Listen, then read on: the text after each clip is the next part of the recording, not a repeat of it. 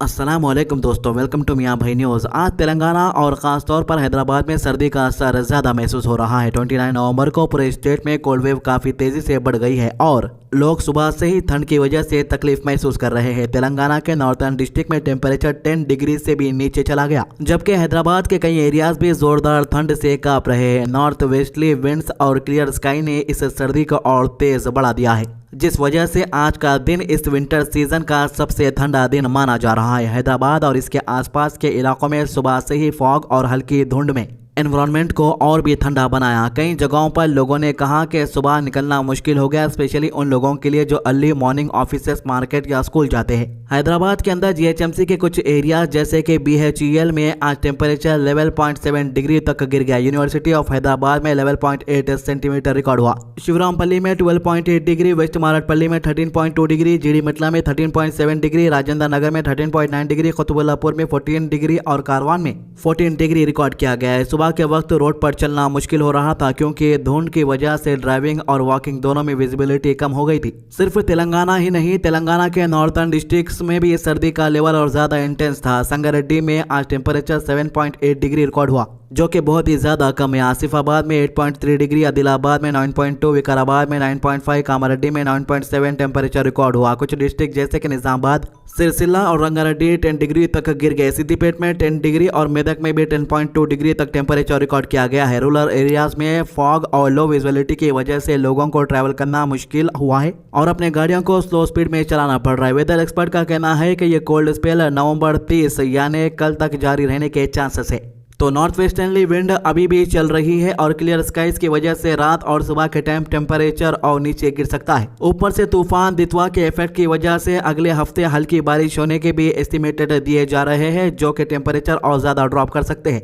Health expert और authorities का message ये है कि लोग सर्दी को लाइटली मत ले। बच्चे, बुजुर्गों और उन लोगों को जो ऑलरेडी हेल्थ प्रॉब्लम से डील कर रहे हैं उन्हें गर्म कपड़े पहनने चाहिए और सुबह या रात के वक्त बिना जरूरत घर से बाहर ना निकले। ठंडी हवाओं की वजह से कोल्ड फीवर और वायरल इन्फेक्शन का रिस्क बढ़ सकता है। लोगों को हाइड्रेशन मेंटेन करना चाहिए, वार्म वाटर कंज्यूम करना चाहिए और इम्यून सिस्टम बूस्ट करने वाले खाने खाने चाहिए। आज हैदराबाद के चाय पॉइंट्स और स्ट्रीट फूड शॉप्स पर अनयूजुअल भीड़ देखी क्योंकि लोग हैंड वार्मर, चाय और गर्म सूप्स के लिए रुक रहे हैं। सोशल मीडिया पर हैदराबाद के लोग बार बार बोल रहे हैं कि इस साल विंटर सीजन जल्दी शुरू हो गया है और काफी स्ट्रॉन्ग फील हो रहा है। फिलहाल स्टेट और सिटी दोनों ठंड के ग्रिप में हैं और लोग विंटर वाइब्स को इक्वली एंजॉय और टॉलरेट कर रहे हैं। अगले 24 घंटे और क्रिटिकल रहने वाले हैं और सर्दी अपना पीक कंटिन्यू करेगी।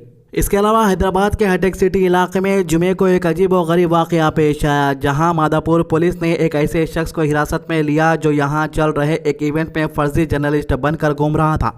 और हैरानी की बात यह है कि इस शख्स के पास से एक बैग बरामद हुआ जो पूरी तरीके से माइक से भरा हुआ था और इन माइक्स पर किसी छोटे मोटे चैनल का नहीं बल्कि बड़े नेशनल न्यूज चैनल्स के लोगोज लगे हुए थे, जिसको देखकर वहां मौजूद लोग दंग रह गए। दरअसल हुआ यूं कि इवेंट में कवरेज के लिए जो असली रिपोर्टर्स और सहाफी वहां पहले से मौजूद थे, उनकी नजर इस आदमी पर पड़ी। उन्हें शक हुआ कि आखिर एक ही इंसान इतने सारे अलग अलग चैनल्स के माइक लेकर अकेला क्यों घूम रहा है। और जब उन असली रिपोर्टर्स को दाल में कुछ काला लगा तो उन्होंने उस शख्स को वहीं घेर लिया और सवाल जवाब शुरू कर दिए गए। वो कौन है और कहां से आया है, लेकिन वो आदमी घबरा गया और कोई भी मुतमईन करने वाला या कन्विंसिंग जवाब नहीं दे सका। तो रिपोर्टर्स ने फौरन इस बात की इत्तला पुलिस को दे दी। मौके पर पहुंचकर मादापुर पुलिस ने उस शख्स को डिटेन कर लिया और उसे पुलिस स्टेशन शिफ्ट कर दिया गया, जहां पुलिस इस मामले की गहराई से तहकीकात कर रही है और केस दर्ज करने की तैयारी में है ताकि ये पता लग सके कि आखिर इस शख्स की असलियत क्या है। पुलिस की शुरुआती जांच में यह शक जाहिर किया जा रहा है कि हो सकता है कि यह बंदा कोई जर्नलिस्ट ही हो, लेकिन यह हैदराबाद का लोकल आदमी नहीं लगता। और पुलिस का मानना है कि शायद इवेंट ऑर्गेनाइजर्स ने ही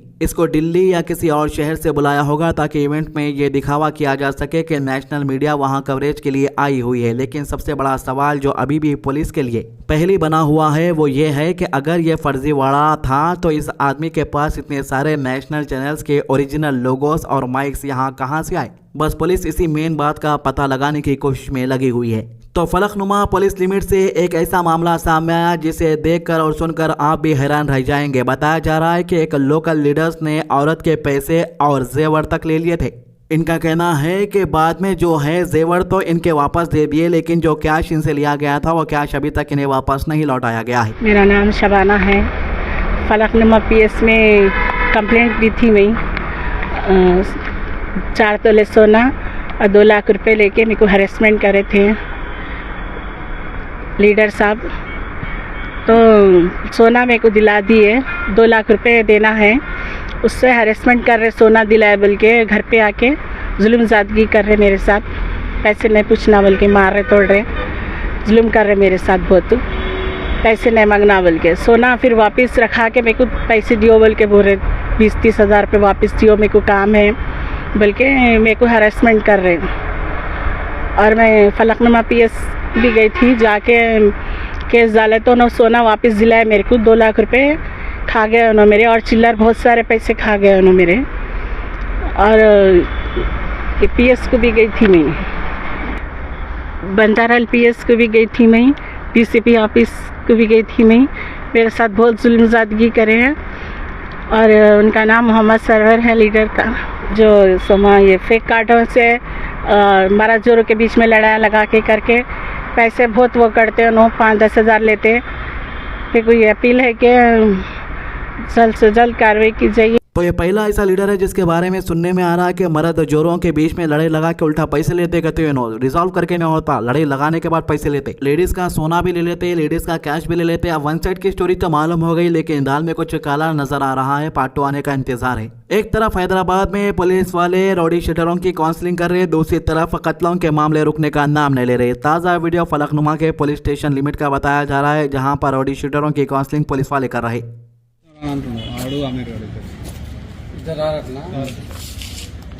అమెరికా రేపు పొద్దున పట్టుకురాని మా